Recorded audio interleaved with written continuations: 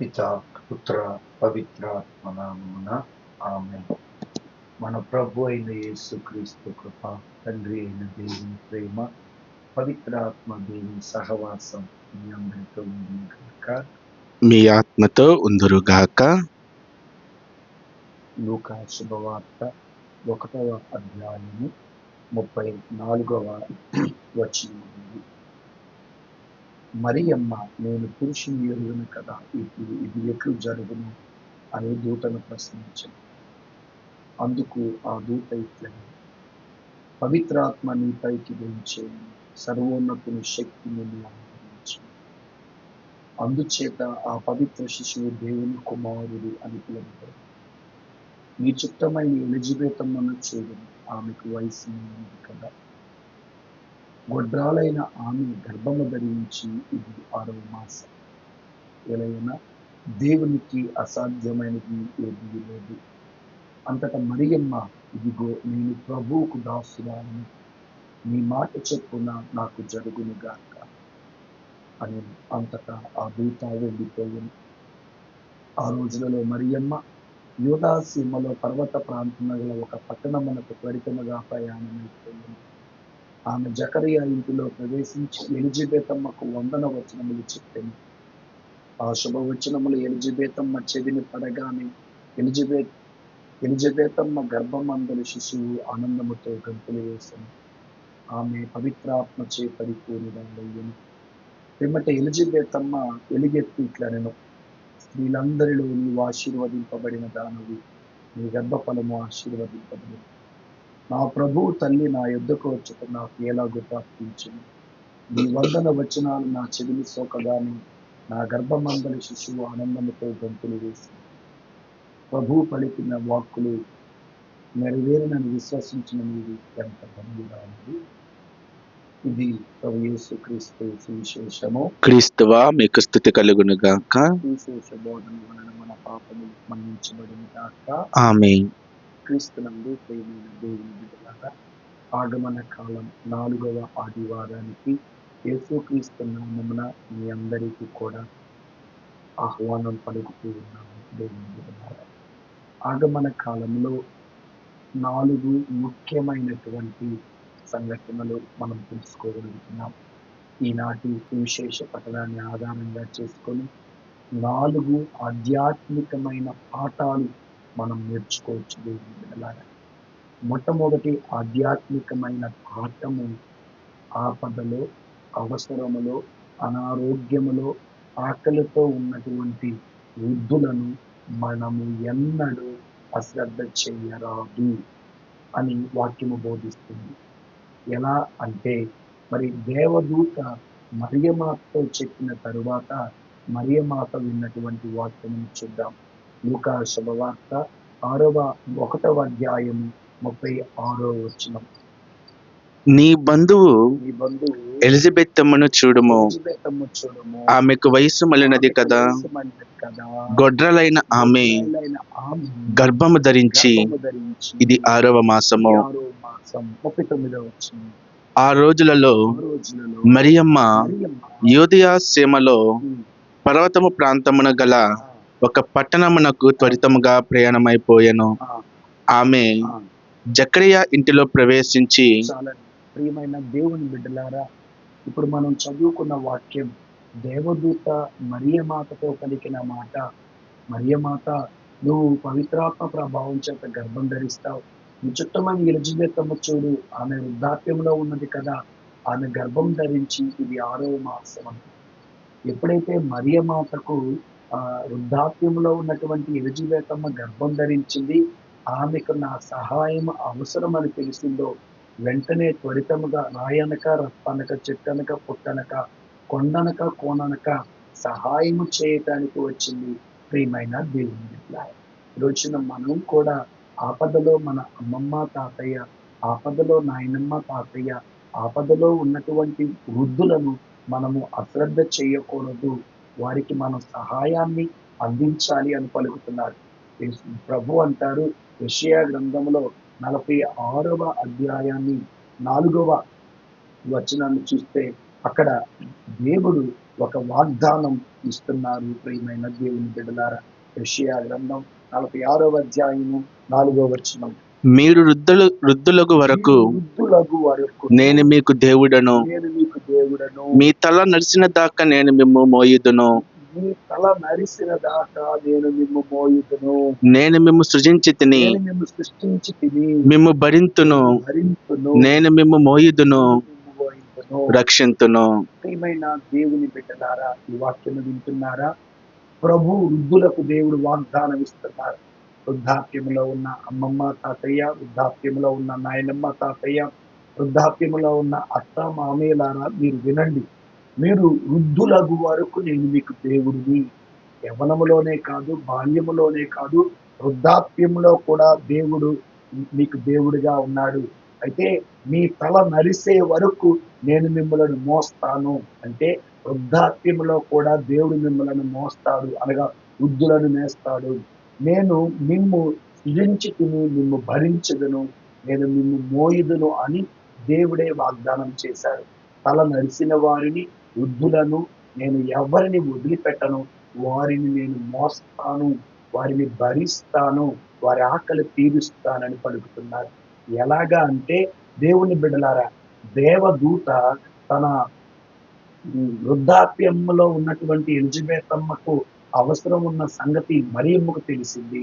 దేవుడే దేవదూత ద్వారా మరియమ్మకు ఎలిజబెత్ వృద్ధాప్యంలో ఉన్నది, ఆమెకి మీ అవసరం ఆమెకుగా తెలిసిన వెంటనే అర్థం చేసుకున్నటువంటి మరియమాత ఎలిజబెత్ అమ్మ దగ్గరికి వెళ్ళింది. ఎందుకు అనగా దేవుడు వాగ్దానం చేశాడు, వృద్ధులను మోస్తానని. ఎలా మోస్తాడు? తన సేవకులను పంపించి వారికి సహాయం చేస్తాడు. ప్రియమైన దేవుని బిడ్డలారా, మనం కూడా మన వృద్ధులను అశ్రద్ధ చేయకూడదు.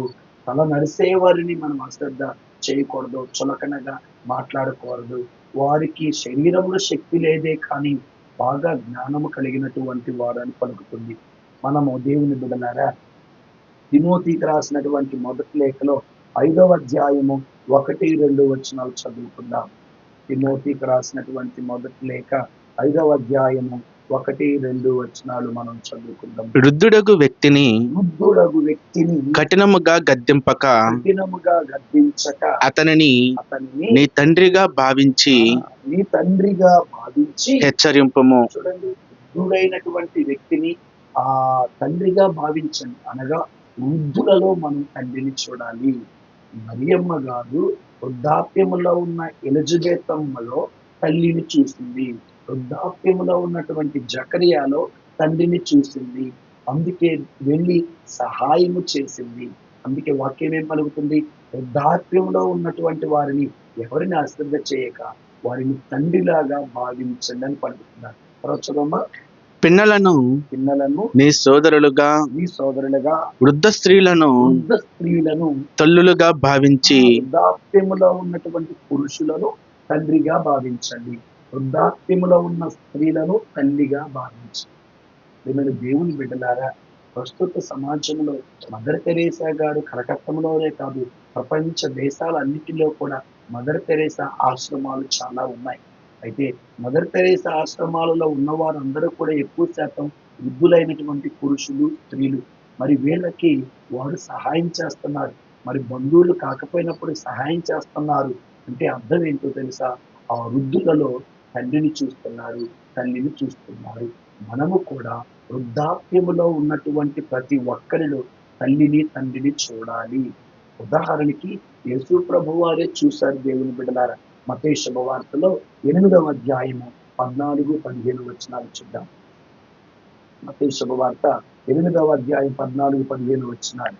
శిష్యులు తన వెంట రొట్టెలను తెచ్చుకొనుట మరిచిపోయిరి. పడవలో వారి యొద్ద మత్తయి శుభవార్త 8వ అధ్యాయము 14-15 వచనాలు. మత్తయి 8. ఆ తరువాత యేసు పేతురు ఇంటికి వెళ్ళి అచ్చట జ్వర పీడితయై మంచము పట్టి ఉన్న అతని అత్తను చూచి ఆమె చేతిని తాకినంతనే జ్వరము వీడిపోయెను. అంతలోనే ఆమె ఆయనకు పరిచర్య చేయసాగెను. సీమోను ఇంటికి వెళ్ళారు. అతని అత్త జ్వరముతో బాధపడుతుంది. ఆమె వృద్ధురాలు. ఆమెను తాకి దేవుడు ఆమెకి స్వస్థత ఇచ్చారు. చూడండి ప్రియమైన దేవుని బిడ్డలారా, వృద్ధాప్యంలో ఉన్నటువంటి ఎలిజబెత్ దగ్గరకు మరియ తల్లి వెళ్ళి సహాయం చేశారు. వృద్ధాప్యంలో జ్వరముతో ఉన్నటువంటి సీమోను అత్త లేదా పేతురు అత్త దగ్గరికి వెళ్ళి యేసయ్య పరామర్శించి ఆ బిడ్డకు స్వస్థతనివ్వటం జరిగింది. మరి దేవుడే అంటాడు, వృద్ధులు తల మరిసే వరకు నేను పట్టించుకుంటాను, వారిని నేను మోస్తానని పలుకుతున్నారు. మరి పౌలు గారు పలుకుతున్నారు, వృద్ధులైనటువంటి పురుషులలో తండ్రిని చూడండి, వృద్ధులైన స్త్రీలలో తల్లిని చూడండి అని. ఓ క్రైస్తవ సంగమ, ఓ క్రైస్తవ సేవకులారా, గుర్తుపెట్టుకోండి, మనం ఎంత ఎదిగినా మనం వృద్ధులను గౌరవించాలి, ప్రేమించాలని పలుకుతుంది. అందుకే 71వ కీర్తన 2వ వచనం చూద్దాం. 71వ కీర్తన 2వ వచనాన్ని ఒకసారి మనం చదువుకుందాం. నీవు న్యాయవంతుడు కనుక నన్ను ఆదుకొని రక్షింపము. చెవియొగ్గి నా మొర విని నన్ను కాపాడుము. కాబట్టి ప్రియమైన దేవుని బిడ్డలారా, సహోదరి సహోదరులారా, సో వృద్ధాప్యంలో ఉన్నటువంటి వారందరికీ మరి దేవుడు మనలో ఉన్నాడు కాబట్టి మనం సహాయం చేయాలి, వారు ఆలకించాలి, వారి ఆపదలో మనం ఉండాలి అని ఈనాడు సువిశేష పట్టణం మొదటి పాఠాన్ని మనకు నేర్పిస్తుంది. రెండవ పాఠం ఏంటంటే దేవుని బిడ్డలారా, మంచి మాటలు, ఆశీర్వాదకరమైన మాటలు, దీవెనకరమైన మాటలు మాత్రమే పలకాలి అని వాక్యము పలుకుతుంది. ఉదాహరణకి లోకా శుభవార్త 1వ అధ్యాయము 40వ వచనాన్ని మనం చదువుకుందాము. ఆమె జకరియా ఇంటిలో ప్రవేశించి ఎలిజబెత్ అమ్మకు వందన వచనము పలికెను. చాలండి. ఎప్పుడైతే యేసు ప్రభు వారు ఆ మరియ తల్లి ఎలిజబెత్ అమ్మ ఇంట్లోకి వెళ్ళిందో వాళ్ళకు వందన వచనాలు పలికారు, అంటే మంచి మాటలు పలికారు. దేవుని బిడ్డలారా, ఈ రోజున మనం ఎవరితో మాట్లాడినా, ఎవరి ఇంటికి వెళ్ళినా, ఎవరితో సహవాసం చేసినా, వారు మంచివారైనా చెడ్డవారైనా, వారికి మనం మంచి మాటలు, ఆత్మీయమైన మాటలు, ఆశీర్వాదకరమైన మాటలు, దీవెనకరమైన మాటలు, ఆత్మను సంతృప్తి పరిచే మాటలు, ఆత్మను ఉత్తేజింపచేసే మాటలు, జీవితాన్ని ప్రోత్సహించే మాటలు మాత్రమే మనము మాట్లాడాలి ప్రియమైన దేవుని బిడ్డలారా. అందుకే ఇలాంటి మాటలు మాట్లాడాలంటే సామెతల గ్రంథంలో 10వ అధ్యాయము 32వ వచనాన్ని మనం చూద్దాం. సామెతల గ్రంథం 10వ అధ్యాయము 32వ వచనాన్ని మనం చదివితే అక్కడ ఈ విధంగా ఉంది. సత్పురుషుడు కరుణాపూరిత వాక్యములు పలుకును, వాక్యాలు పలుకును, కానీ మరియ మాత సత్పురుషురాలు. అందుకే ఎలిజబెత్ అమ్మ ఇంటికి వెళ్ళి మంచి వాక్యాలు పలికింది, కరుణాపూరితమైన వాక్యాలు, సంతృప్తి పరిచేటటువంటి మాటలు పలికింది ప్రియమైన దేవుని బిడ్డలారా. ఉదాహరణకి యేసు ప్రభు వారిని చూసినట్టయితే విధవరాలు కుమారుడిని పాడి మీద తీసుకొని పోతుంటే ఆమెతో పలికిన కరుణ కలిగిన మాటలు ఏంటంటే, అమ్మ ఏడవవద్దమ్మా అని పలికారు. అంటే ఆమెను ఓదార్చేటటువంటి మాటలు పలికారు. మరి మనం సత్పురుషులంగా, అంటే దేవుని బిడ్డలంగా ఎవరైనా బాధపడుతున్నప్పుడు, ఏడుస్తున్నప్పుడు వారికి మనము ఓదార్చే మాటలు మనము చెప్పాలి, కరుణాపూరితమైన మాటలు చెప్పాలన్నారు.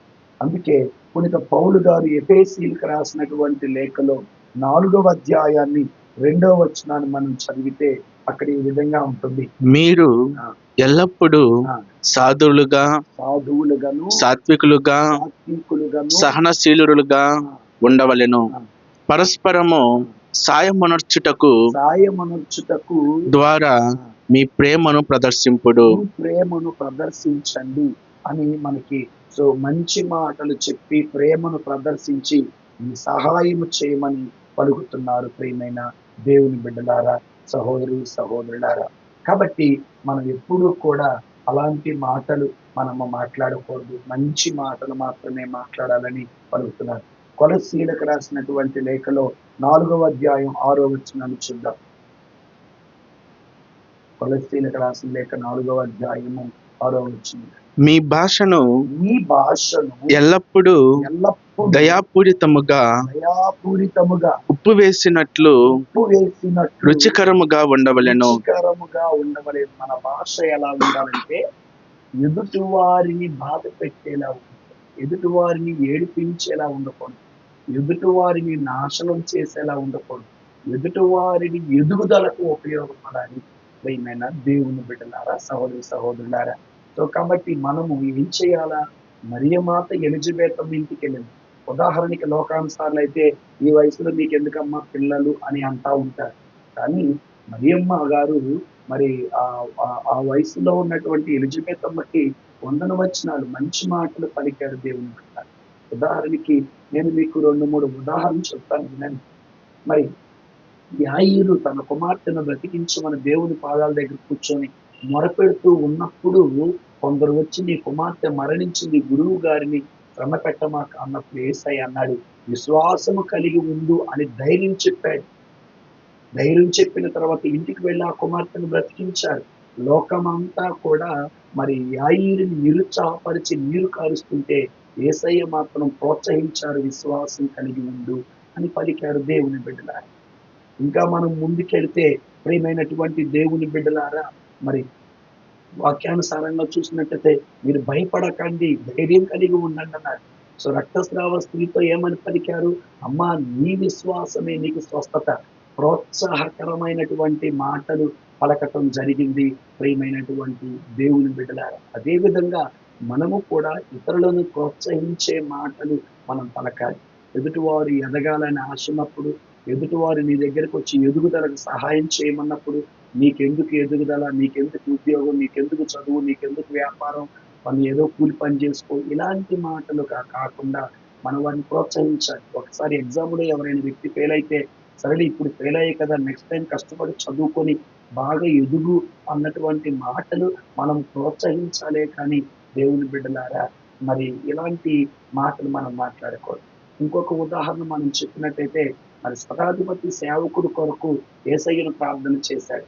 మామూలుగా వేరే వాళ్ళైతే జీతగాడి కోసం ఎందుకు ప్రార్థన చేస్తావు అని అంటారు. కానీ యేసయ్య ఏమన్నాడు తెలుసా? అయ్యా నీ విశ్వాసం నచ్చదగినది, నీవు నీ కుటుంబం కోసం ప్రార్థన చేయటం లేదు, నీ సేవకుడి కోసం ప్రార్థన చేస్తున్నావు. నీ విశ్వాసం నచ్చదగినది ప్రోత్సహించి ఆ విశ్వాసాన్ని బలపరచడం కోసం శతాధిపతి సేవకుడికి స్వస్థత ఇచ్చారు.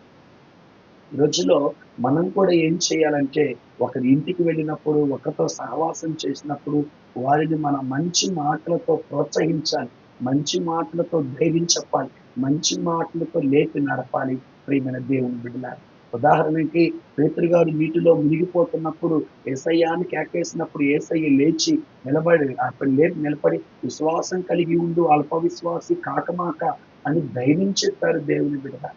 ప్రియమైన తల్లిదండ్రులారా, ఈరోజు నీ భర్తకు ధైర్యం చెప్పాలి, నీ భార్యకు ధైర్యం చెప్పాలి, నీ బిడ్డలకు ధైర్యం చెప్పాలి. చదువులో ఎదగాలన్నా, ఉద్యోగంలో ఎదగాలన్నా, వ్యాపారంలో ఎదగాలన్నా మంచి మాటలతో, ఆశీర్వాదకరమైన మాటలతో మనం మంచి చెప్పాలని వాక్యం పలుకుతుంది. అందుకే సామెతల గ్రంథంలో 18వ అధ్యాయం 21వ వచనం చదువుకుందాం. జీవము మరణము కూడా నాలుక ఆధీనములో ఉన్నవి.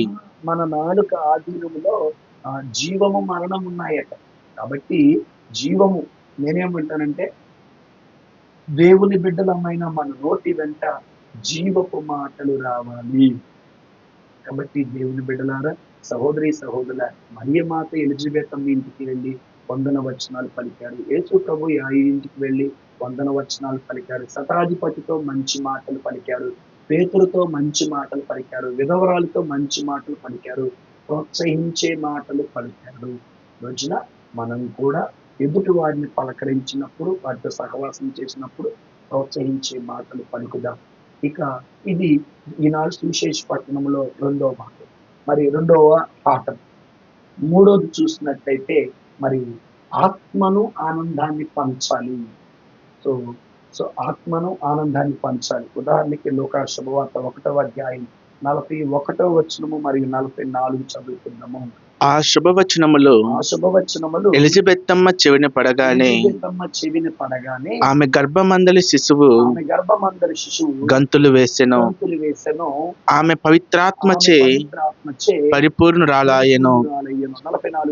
నీ శుభవచనములు నా చెవిన సోకగానే నా గర్భమందలి శిశువు ఆనందముచే గంతులు వేసెను. ప్రియమైన దేవుని బిడ్డలారా, మరియమాత ఎలిజబెతమ్మ ఇంటికి వెళ్ళినప్పుడు అక్కడ జరిగిన 2 కార్యాలు. ఒకటి, ఎలిజబెతమ్మ గర్భమందలి శిశువు ఆనందముతో గంతులు వేశారు. ఇక్కడ ఆనందం అనగా పవిత్రాత్మ దేవుని ఫలం, ఆత్మదేవుని ఫలం.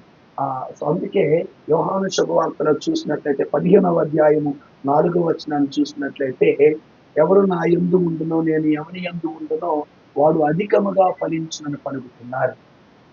కనుక దేవుని బిడ్డలారా, ఆనందము అనేది మనం ఇతరులకు ఇవ్వాలి. శాంతి అనేది మనం ఇతరులకు ఇవ్వాలి. ఆనందం, శాంతిని ఇతరులకు మనం ఇవ్వాలంటే దేవునితో మనం ఉండి దేవునిలో మనం ఫలించాలి. ఫలించినప్పుడు మాత్రమే ఆనందాన్ని ఇవ్వగలుగుతాం. ఇప్పుడు అవసరములో ఉన్నటువంటి ఎలిజబెతమ్మకి, బాధలో ఉన్నటువంటి ఎలిజబెతమ్మ ఇంటికి వెళ్ళిన మరియమాత వాళ్ళకి ఏమిచ్చింది? ఆనందం ఇచ్చింది. ఆ మాటలు వినగానే ఎలిజబెతమ్మ గర్భమందరి శిశువు ఆనందంతో గంతులేశాడు. కనుక ఇక్కడ తల్లికి ఆనందం, బిడ్డకి ఆనందం. ఈ రోజున ఒక ఇంటికి మనం వెళ్ళినప్పుడు వారికి ఆనందాన్ని మనం పంచినప్పుడు ఆ కుటుంబంలో తల్లిదండ్రులు, బిడ్డలు కూడా ఆనందంతో ఉత్తేజభరితులవుతారు, ఆనందంతో గంతులేస్తారు. అనగా ఒక కుటుంబానికి మనం ఆనందించి ఇచ్చే బిడ్డలుగా మనం ఉండాలి. అందుకే ఫిలిప్పీయులకు రాసిన లేఖలో 4వ అధ్యాయంలో 4వ వచనాన్ని మనం చదివినట్టయితే ఇక్కడ ప్రభు ఈ విధంగా పలుకుతున్నారు. ప్రభువునందు మీరు ఎల్లప్పుడూ ఆనందింపుడు. దేవుని బిడ్డలారా వినండి, మరియ తల్లి ఇచ్చిన ఆనందం వెండి బంగారాలతో కూడిన ఆనందం కాదు, వజ్ర వైడూర్యాలతో కూడిన ఆనందం కాదు, ఆత్మదేవుడు ఇచ్చినటువంటి ఆనందం. ఎలిజబెతమ్మ పొందుకున్న ఆనందం, యేసునందు పొందుకున్న ఆనందం. ఎలిజబెతమ్మ గర్భమందు ఉన్నటువంటి ఆనందం, ఆత్మదేవుడు క్రీస్తు నామమును పొందుకున్నటువంటి ఆనందం. కనుక దేవుని బిడ్డలారా, ఆనందం అనేది ఆత్మఫలం. ఒక ఇంటికి మనం ఆనందం ఇవ్వాలంటే మనం ఆత్మతో ఎదుగుతూ, ఆత్మలో ఫలిస్తూ, మనం ఆనందంగా ఉంటూ ఎదుటి వారికి ఆనందాన్ని ఇవ్వాలి. అందుకే అలా మరియమాత అలా ఎదిగారు కాబట్టి వారికి ఆనందాన్ని ఇచ్చారు. రెండోది ఏంటంటే, ఎలిజబెతమ్మ గర్భమందరి శిశువుని ఆత్మతో నింపారు. అక్కడ మరలా మనం చదివినట్టయితే ఎలిజబెతమ్మ గర్భమందరి శిశువు ఆత్మతో నింపబడెను అన్నారు. అంటే మరియ తల్లి తాను పొందుకున్నటువంటి పవిత్రాత్మను ఎలిజబెతమ్మకి ఇచ్చింది. అదే విధంగా బప్తిస్మ యోహాను గారు కూడా ఇచ్చారు. మనలో పరిశుద్ధాత్మ దేవుడు ఉంటే వాటిని ఇస్తాము దేవుని బిడ్డ. అందుకే ఇంకా మీకు అర్థం కావాలంటే అపోస్తల కార్యాల్లో 10వ అధ్యాయము 44వ వచనాన్ని చూస్తే అక్కడ ఈ విధంగా ఉంది దేవుని బిడ్డ. పేతురు ఇంకను మాట్లాడుచుండగా ఆ సందేశమును ఆలకించుచున్న వారందరిపై పవిత్రాత్మ దిగివచ్చెను. దేవుని బిడ్డలారా, పేతురు గారు దేవుని సందేశం బోధిస్తుండగా కొన్ని ఇంట్లో ఉన్న వారందరిపై ఆత్మదేవుడు దిగి వచ్చారు.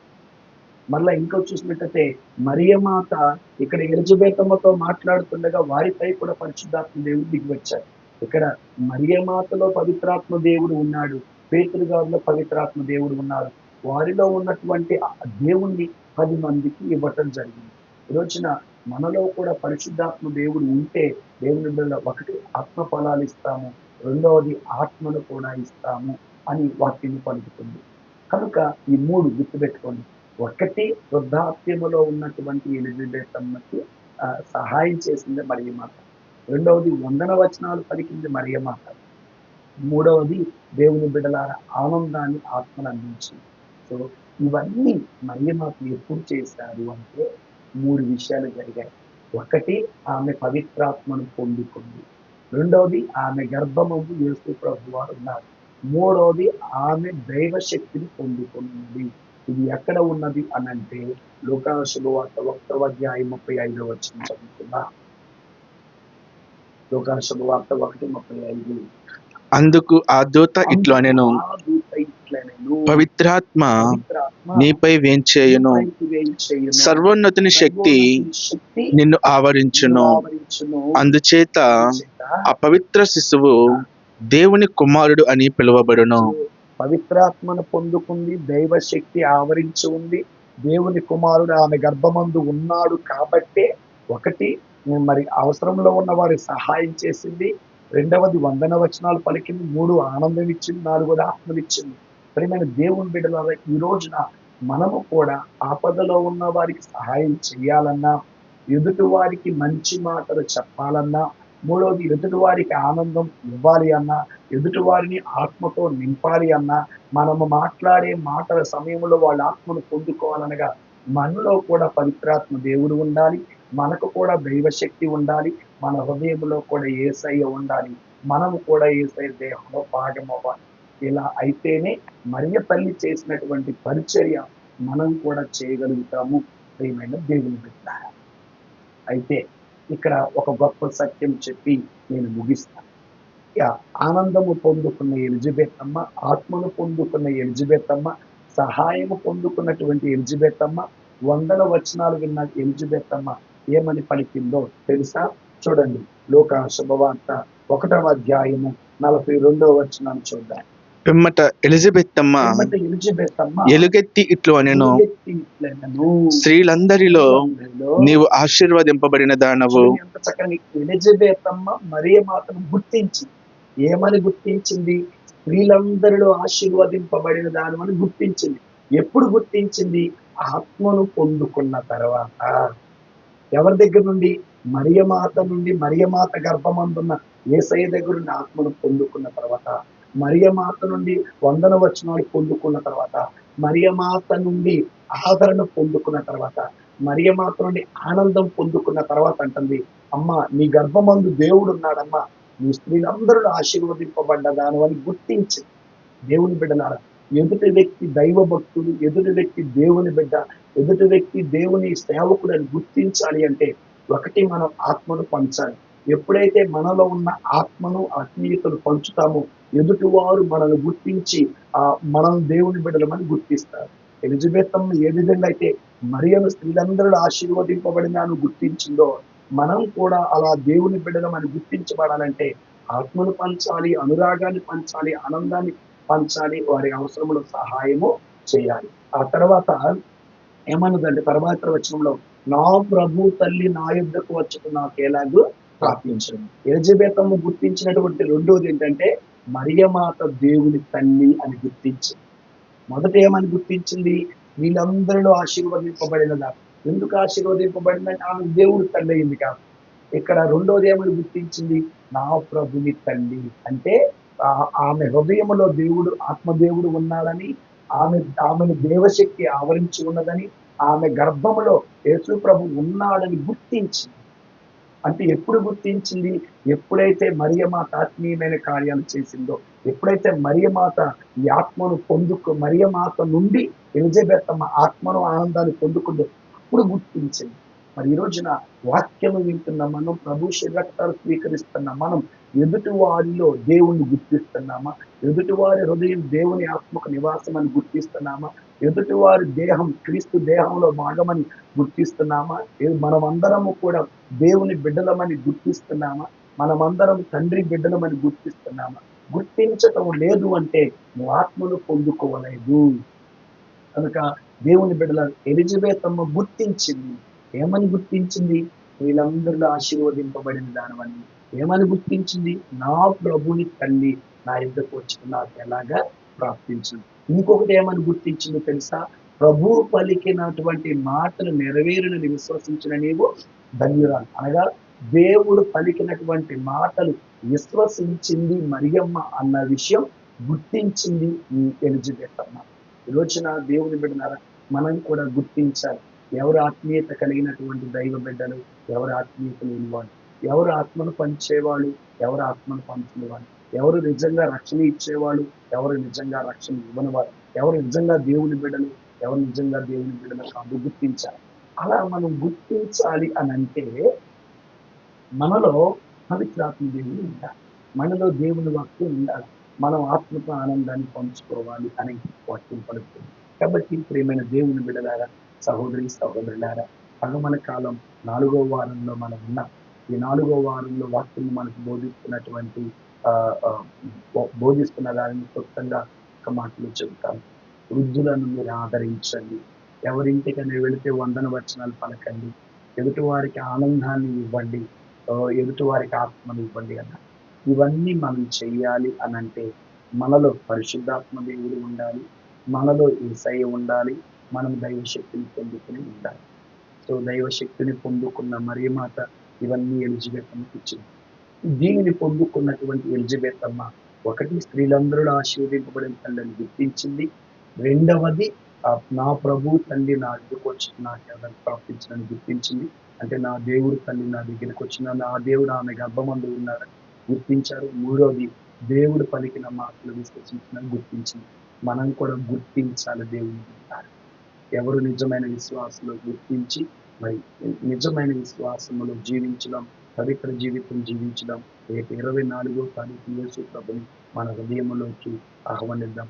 మరియ తల్లి యేసు ప్రభుని స్వీకరించినట్టుగా, మరియ తల్లి పవిత్రాత్మ దేవుని స్వీకరించినట్టుగా, మరియ తల్లి దైవశక్తిని పొందుకున్నట్లుగా, ఎలిజబెతమ్మ ఆనందము పొందుకున్నట్లుగా, ఎలిజబెతమ్మ ఓదార్పును పొందుకున్నట్లుగా, ఎలిజబెతమ్మ ఆత్మను పొందుకున్నట్లుగా, ఎలిజబెతమ్మ ఎగిరి గంతులేసినట్లుగా మనం కూడా అలా పొందుటకు ప్రయత్నించేద్దాం. పిత పుత్ర పవిత్ర నామమున ఆమేన్.